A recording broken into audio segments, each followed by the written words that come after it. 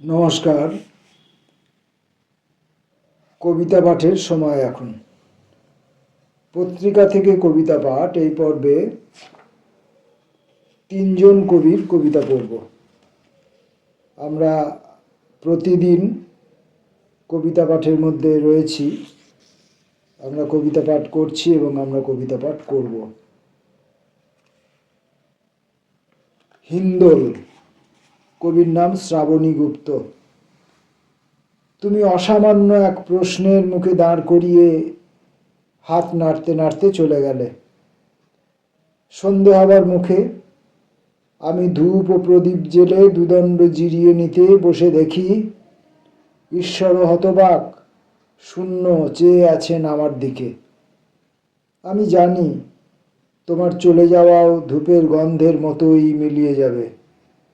কিছুক্ষণ পরে শুধু দূরে কোনো ঘরে হঠাৎ জ্বলে উঠবে আলো। নবজাতকের জন্য বেজে উঠবে শঙ্খ। অবয়ব, শ্যামাশ্রী মুখোপাধ্যায়। তোমার প্রতিটা আঘাত আমায় সজীব করেছে। আমি ভাঙতে ভাঙতে রক্তাক্ত হয়েছি খুব। তারপর উঠে দাঁড়িয়েছি। প্রতিটি ভাঙা টুকরোয় অবয়ব দিয়েছি দেখো। আয়তকাল কমে গেলে সীমারেখা টানে না যে সকাল, তার প্রতিটি গন্তব্য অনন্তে মিশে যায়। আজকের শেষ কবি রাখি সর্দার, জন্মান্তর। তথাগত ভুলে যাওয়া পৃথিবী থেকে কখনো যদি ফিরে আসো, চিনে নিও মথুরার ঘাট, যেখানে অকথ্য শ্রাবণে ঘোলা হয়ে সান্ধ্য জোয়ারের জল। কোনো পড়শি বাড়ির রাধা খুলে রাখে মৃন্ময়ী বদ্বীপ। তথাগত মাটি, মাংস ও মানুষের মোহনীয় ঘ্রাণে আজও তুমি তো তেমনই উন্মনা পুরুষ।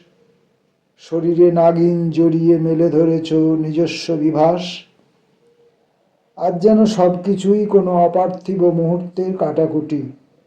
খুব বেশি রকম স্মৃতিকথা কিংবা প্রবল ধর্ম জিজ্ঞাসা। তথাগত আমারও ঘটেছে জন্মান্তর। চোখের সরলতা মেখে একা আমি, জলগামী হংসিনী, ডুবু ডুবু উথালি পাতালি পরাণ।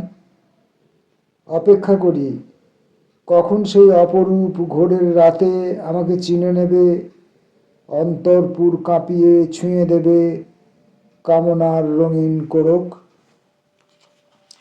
পত্রিকা থেকে কবিতা পাঠ পর্বে আমরা তিনজন কবির কবিতা পড়লাম। ফিরে আসব পরবর্তী আবার কোনো ভিডিওয় অন্য কবিদের কবিতা নিয়ে। ততক্ষণের জন্য নমস্কার।